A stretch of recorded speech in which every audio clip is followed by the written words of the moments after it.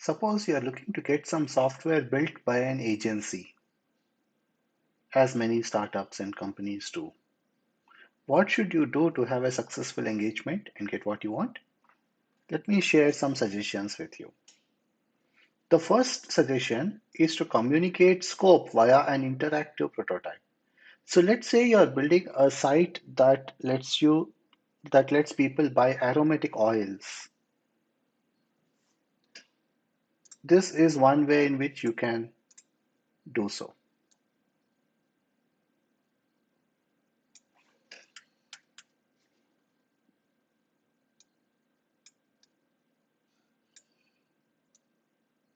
So you have a home page. Some oils heal problems like headache and other problems. Some are for pleasure. You click this, and then you have three kinds of problems: headache, tiredness, and poor sleep. And you click one and you get oils for that problem. So if you're suffering from headaches, you click this. Or if you want an oil for pleasure, you click this.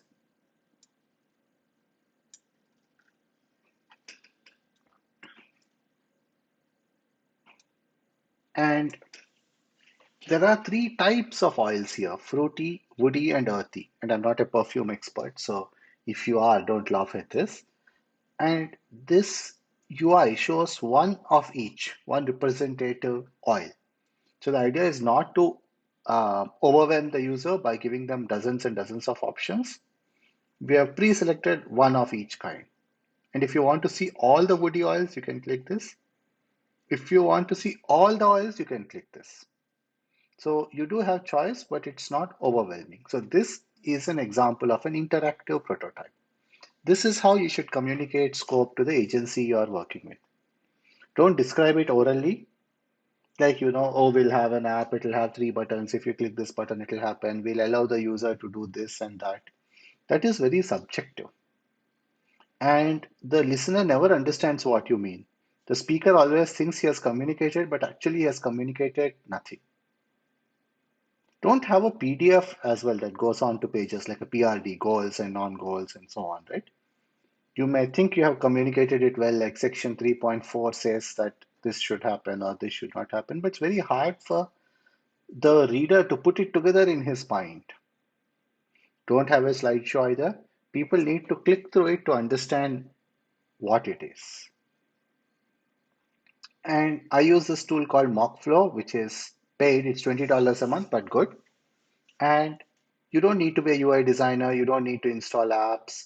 Some of these UI design tools like Sketch have a learning curve, or they work only on Mac. None of those problems or complexity is there. Anyone who has an idea can build something like this. So this is how you should communicate scope to the agency. Often clients say vague things and then the project gets delayed. And it gets delayed because the scope was never clear in the first place. The company thinks they are clear, but they're not, right? So this is what you need to do so that you get better estimates and things are more likely to be delivered on time.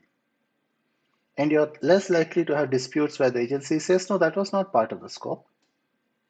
Right? So this helps everyone get on the same page and help the project go smoothly. The second suggestion is to respond to messages and calls quickly. Same day if possible, if not sooner, because every delay from your side delays the project. And be ready with whatever the agency needs before they need it. For example, this prototype you should build even before you talk to them.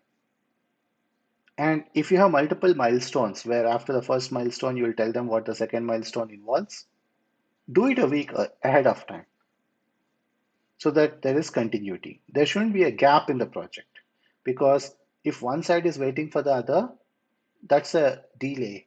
It should be like an assembly line where things are ready before you need them.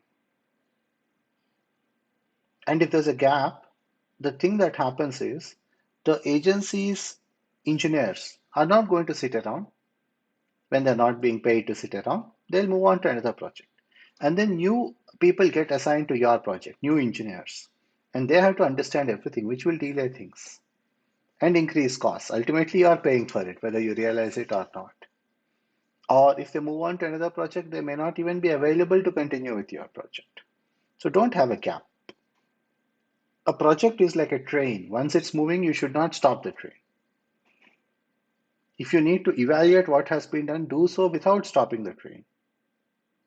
Just like the TTE boards the train, travels with the train and checks tickets, he doesn't stop the entire train and say, okay, now I'm going to check the tickets. Similarly, do whatever is needed while the train is in motion.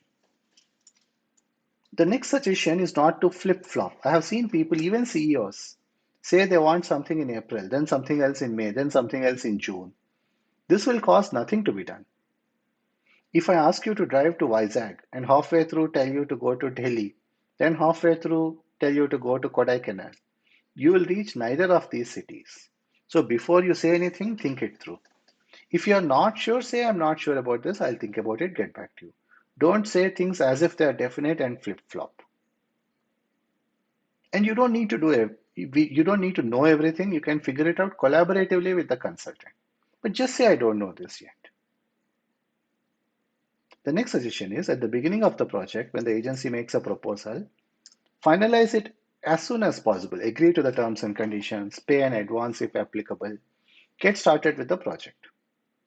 I have had clients come back to me after months and say, hey, let's get started. We like the proposal. But by then, my people were already working on some other project. And by the way, I no longer do software projects. This is from my time from 2 years back. So in this video, I don't have a conflict of interest because I am not giving you suggestions on how to give projects to me. I won't even do a software project today if you approach me because I don't have engineers on staff. So this is all from your point of view, right? In your benefit. So if you delay things and then come back, they're not going to wait around. If some other project becomes available to them, they will go ahead. And then the engineers will no longer be available for your project. So finalize it as soon as possible. It's no different from anything else. If you want to hire an employee and you drag it on, he may very well accept another offer. Clients sometimes string agencies along by saying, yes, yes, we'll get started soon for a month, or mistreat agencies in ways they themselves wouldn't like to be treated. So don't play such tricks. Behave professionally if you want them to behave professionally with you. Because I have walked away from unprofessional clients and I've seen multiple agencies do that. So don't try to take advantage. And of course, the people who won't take advantage don't need to be told anyway. So I guess this point is redundant. Moving on. Don't have a delay midway, as we discussed already. Have a single point of contact in your organization so that multiple people don't communicate contradictory information to the agency. And the single point of contact's job is to coordinate between multiple people. Because otherwise things will not get done in time. And after the fact, you can play a blame game. That doesn't help anyone. In fact, the whole purpose of this video is to try to prevent things from going wrong in the first place, rather than waiting till it's too late. Ask the agency how many engineers are working on your project and are they full time. Sometimes client says, why should I bother about that? That's their thing. Thing is, you should look behind the curtain, right? If there's a play being staged for you, don't just look at the stage, look behind the curtain because these things will affect. For example, if an engineer is jumping between your project and the other one, you can be sure that he is going to be unproductive on both of them, which will finally hurt you, right? Which is why you need to look behind the curtain. So ask them how many people are working on it, how many people are working full time. For example, I've told agencies things like we need at least two engineers working on this all the time. More people can come in dynamically as needed, but there should be minimum two people dedicated to this project. Agree on these kind of things. Pay on time, needless to say. Try to understand the agency's point of view. Clients sometimes think only from their point of view, but understanding the other side's point of view, what would work well for them, what won't, any risk they have, any concern they have, will help you work better with them. Because if you do not show interest in this and say, I don't care, I just want this, the collaboration will become harder, right? And I've seen agencies respond the same way to the client, saying, okay, fine, whatever you want, that's up to you, but this is what we need. And then both sides stop talking to each other, right? Everyone is talking about one side of the coin. So don't do that. Sometimes the agency will push back, hear them out with an open mind, right? Some clients are closed minded and keep insisting, I want this, I want this, I want this. But the problem is, you'll end up with yes men as an agency. The best agencies who think of themselves as equal to you and not inferior to you will walk away from you. Then you'll end up with second rate agencies who will tell you what you want to hear. They'll say, yes, sir. And they may or may not deliver, depending on your luck. Be explicit about expectations from both sides. For example, what are the termination clauses? These should be negotiated ahead of time when the relationship is still good. Don't wait for the relationship to degenerate and then get into a dispute, right? Unprofessional people are unclear from both sides and they get into disputes. Professionals are clear from both sides. This is what I will offer you, this is what I expect from you. Put it in writing, not because you don't trust each other, but because as humans we tend to forget things. How soon should invoices be paid? What is the scope of work committed? Is a date committed? And what does it mean if they don't deliver something by Jan 20th? Does it mean they don't get paid at all? Do they get paid 50%? Agree on all of these things, right? Is it hourly? Is it milestone based? Whatever. Because a lot of disputes happen when both sides assume things about the other side.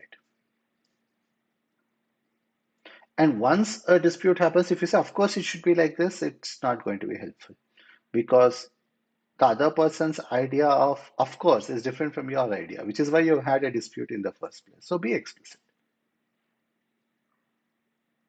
Understand and accept trade-offs. Sometimes the agency will come and say, hey, there are two ways we can do it. We can do it this way, which will be faster, or we can do it that way, which will be more reliable. Don't insist on having it both ways. Don't say, I want it to be fast and I want it to be well built. Right? Sometimes in engineering, there are trade-offs which you need to understand. If I'm buying a car, I can buy a luxury car, or I can buy a car with good fuel efficiency, like a Maruti. You can't expect a BMW to have the same fuel efficiency as Maruti. And if you don't accept trade-offs, the trade-offs won't go away. The decisions will be made for you behind your back without you being informed and without your input. Moving on. If you pay peanuts, you'll get monkeys. One prospect I spoke to wanted to pay 18,000 rupees for a complete app, 18,000 rupees. For a complete app, for both engineering and UX design. Naturally, for this price, you will get the worst agencies. And it's more likely than not, things won't work out. And I'm assuming that your goal is to get things built properly and on time. Your motivation is not to have disputes, right? So have a reasonable budget. Don't negotiate too aggressively. I've seen too many clients try to negotiate every rupee. Leave some money on the table. Otherwise, you force the agency to cut corners because that's the only way they can make a profit, right? Aggressive negotiators sometimes win the battle but lose the war. And if you are overly aggressive, when you ask for something, they may respond to you in the same manner, saying, hey, that was not part of the agreement. Why should we do that? So don't be too aggressive from that point of view. Leave some money on the table. The last suggestion I have is have the code in your GitHub account, not the agency's GitHub account. And this is another example of when you as a client need to understand something about engineering. Because I have seen agencies withhold code because of a dispute or because they say, hey, that was not part of the terms or whatever it may be, right? So have the code in your account to protect yourself and understand something about engineering. A lot of projects fail because the agency is not good, A, and B, because the clients are not good clients, right? Both parties need to do their job properly for the partnership to work out, and it's a partnership. So that was the intention behind sharing this video. If you'd like me to help you work with an agency, There's a link in the description by which you can contact me and we can work together. Thank you.